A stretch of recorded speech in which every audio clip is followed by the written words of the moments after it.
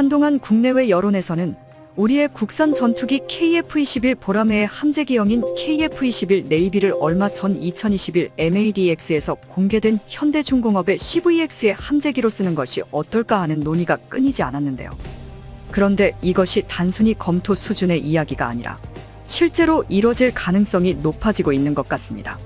얼마 전 국내의 모 군사 전문 매거진에서 밝힌 바에 따르면 한국항공우주산업 KAI가 대한민국 해군에 KF-21의 함재기 버전을 제안했다. 이 내용에 따르면 KAI는 단순히 제안하는 수준을 넘어서 실제 KF-21 보라매 설계팀을 활용해 KF-21 네이비와 관련된 상당한 기반 연구를 수행했으며, 인터뷰한 바에 따르면 현대중공업이나 대우조선해양 측에서도 KF-21 함재기 탑재 가능성을 연구 및 검토한 바 있다. KF-21 네이비는 어떻게 설계되고 있으며 현재 사출기와 강제 착함 장치를 사용하지 않는 것으로 알려진 현대중공업 항모 CVX에서 어떻게 운용할 수 있다는 것일까요? 해외의 군사 전문지인 내셔널 인터레스트에서 놀라운 기사를 내놓아 화제가 되고 있습니다.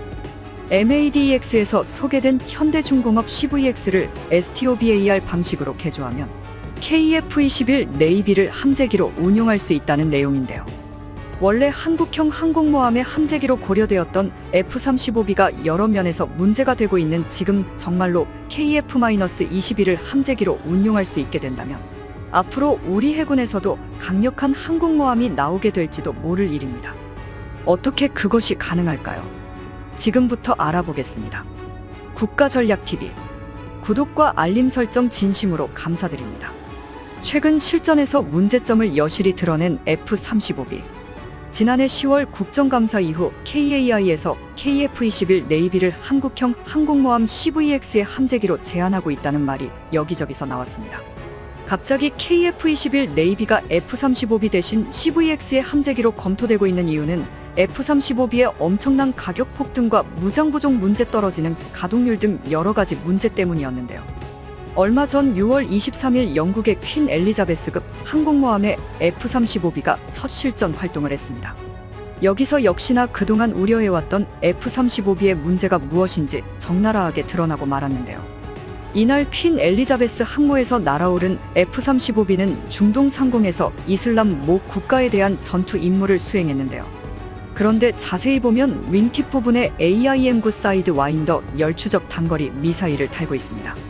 F-35B는 양쪽에 있는 내부 무장창에 들어갈 수 있는 총 무장이 중거리 공대공 미사일인 AIM-120 AMRAAM 2발, 그리고 공대지 항공유도 폭탄인 1000파운드 JDAM 2발뿐인데요. 그런데 아무래도 이렇게 빈약한 문장만을 달고서 전투에 나가기는 불안할 수밖에 없습니다. 단거리 공대공 미사일인 AIM-9 사이드 와인더가 없기 때문인데요.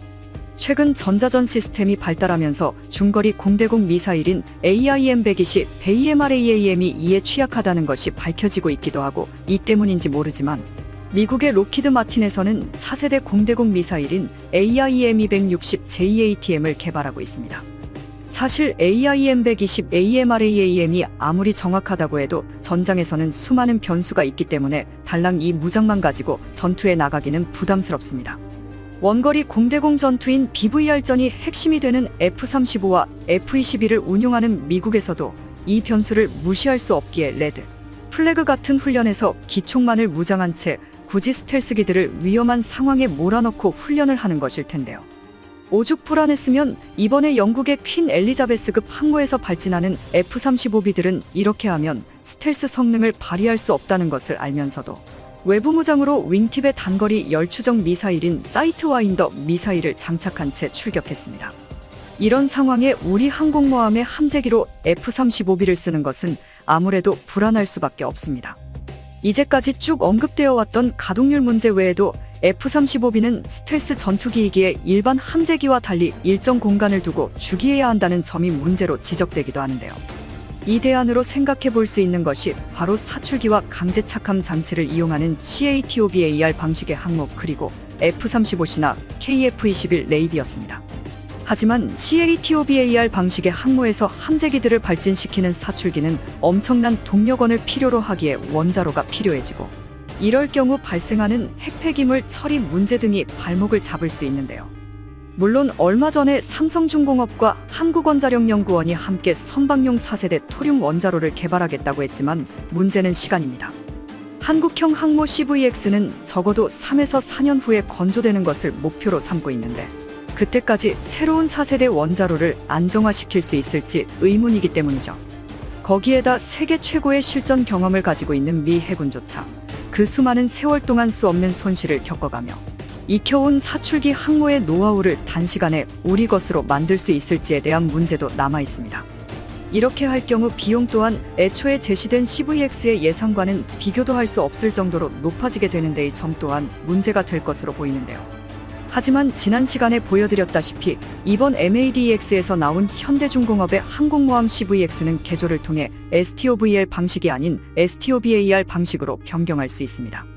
이번 MADEX에서 나온 현대중공업의 항공모함 CVX는 개조를 통해 STOVL 방식이 아닌 STOVAR 방식으로 변경할 수 있습니다. STOVAR 방식은 이와 달리 항모의 함재기가 단거리로 이륙하고 강제 착함 장치인 어레스팅 기어와 후크를 이용해 착함하는 방식을 말합니다. 예전 러시아의 어드미럴 쿠즈네초프급 중항공순양함이 이런 방식을 택하기도 했었는데요. 항공기에서 나오는 화염으로부터 시설물과 승무원들을 보호하기 위해 제트 화염 반사판을 올리고 스키점프대를 이용해 약 38, 수-33과 같은 함재기들을 운용하고는 했습니다. KF-21 네이비도 이렇게 할 수 있을까요? 이와 관련된 내셔널 인터레스트의 기자 North Korea's Generals are scared. South Korea wants an aircraft carrier의 내용 중 일부를 살펴보겠습니다. 현대중공업 항모를 KF-21 네이비로 운용 가능하다.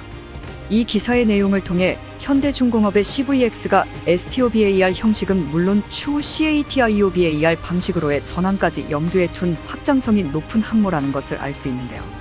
35B는 수직이 착륙기이기에 스키점프대가 필요 없지만 이론적으로 스키점프대를 활용할 경우 더 많은 연료와 무장을 싣고도 안전하게 이륙할 수 있다. 여기서 주목해야 할 부분은 바로 스키점프대인데 이 항모가 착함 장비인 어레스팅 기어와 결합될 경우 현재 한국이 개발 중인 4.5세대 전투기인 KF-21 보라매의 해군용 버전이나 항공모함에 기반을 두고 있는 대형 무인기처럼 수직 이착륙이 불가능한 항공기까지 운용하는 항모로 변모할 수 있다는 점이다. 이건 추측이지만 현대중공업은 아마도 CVX가 함재기를 사출기로 출격시키는 방식으로 전환될 때 이마 적용할 수 있도록 스키점프대 역시 쉽게 제거할 수 있는 모형으로 설계했을 것이다. 이 기사의 내용대로 MADEX에서 모습을 보인 현대중공업의 CVX는 측면에 확장된 갑판을 경사갑판으로 활용해 STOVAR 형태의 항모로 변신이 가능함을 설명하고 있고 여기서 추진체계만 원자력으로 바뀐다면 함재기의 이함과 착함이 동시에 가능한 CATOVAR 형태로 변환하는 것에도 대응할 수 있을 것으로 보입니다. 사실 STOVAR 방식의 항모는 이미 사출기를 이용할 수 없는 항공모함에서 진작부터 사용하고 있던 방식이었는데요. 구소련의 어드미럴 쿠즈네초프급 항공순양함이나의 항모의 두 번 함인 바랴그함을 대륙에서 개조해 만든 야우닝함 그리고 이와 같은 방식으로 만들어낸 산둥함 또한 수직 이착륙이 불가능한 함재기들을 잘만 날려대고 있습니다.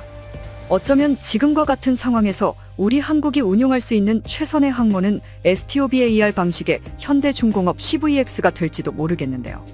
내셔널 인터레스트의 기사에서도 다음과 같은 내용으로 한국 해군의 항모 운용 계획을 추측하고 있습니다.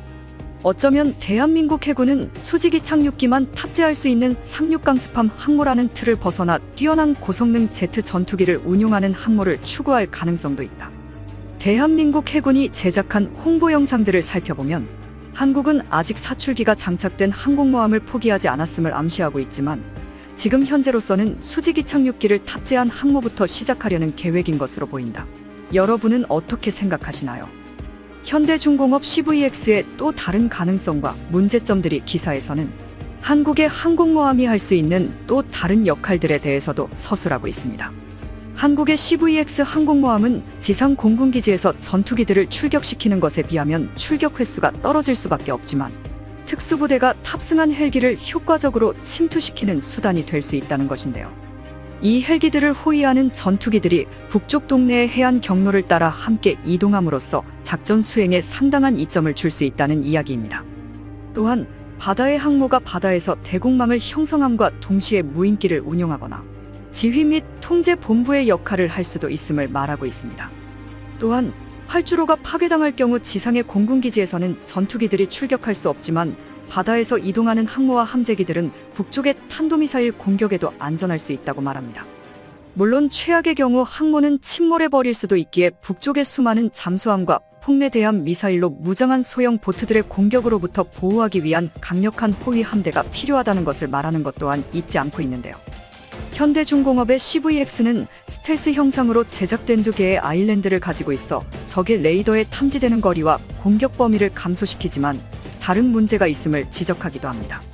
현대 CVX의 함교는 위상 배열 레이더가 아일랜드의 아랫부분에 설치되어 있는데 이는 승무원들의 가시성을 좋게 할 수는 있어도 항모에 설치된 주요 센서들의 탐지 범위를 줄여버릴 수 있음을 지적했습니다. 이 기사에서는 언급하지 않았지만 국내의 여론에서는 현대 CVX의 몇 가지 다른 지적사항을 이야기하기도 하는데요. 보통 함정의 위상 배열 레이더는 최대한 높은 곳에 설치해 지구 공명과로 인한 범위의 감소를 그나마 줄이도록 하고 있는 것에 비해 현대 CVX 그렇지 않아 약간 의아하기로 합니다. 또한 모듈형 스키점프대의 너비가 너무 좁아 함재기들의 운용에 사고가 발생하지 않을지 우려하는 시각도 있습니다. 현대 CVX는 함재기의 이착륙용 활주로가 아일랜드에 바짝 붙어 있는 점이 의아하다는 의견도 있었습니다. 선수 쪽에 제1아일랜드 옆에 주기되어 있는 함재기를 동선이 겹쳐서 출격 횟수를 떨어뜨리는 요인이 된다는 말이었는데요. 어쩌면 이 같은 문제점들을 현대 CVX를 STOBAR 방식으로 바꾸면서 갑판 위 물류 이동과 동선을 생각해 좀 더 효율적인 설계로 계속 다듬어간다면 언젠가 많은 문제점들이 고쳐질 수도 있지 않을까 희망해 보게 됩니다. 10년 뒤면 저단위 핵발전소, 엔진 장착이 가능할 테니 7만 톤급 핵항모는 충분히 운용 가능할 거다. 핵 추진 모터 기대해 봅니다. 오늘 영상 여기서 마치겠습니다. 시청자님들의 현명한 의견을 댓글로 남겨주시길 바랍니다. 여러분들의 좋은 의견이 좋은 영상을 만드는데 많은 힘이 됩니다.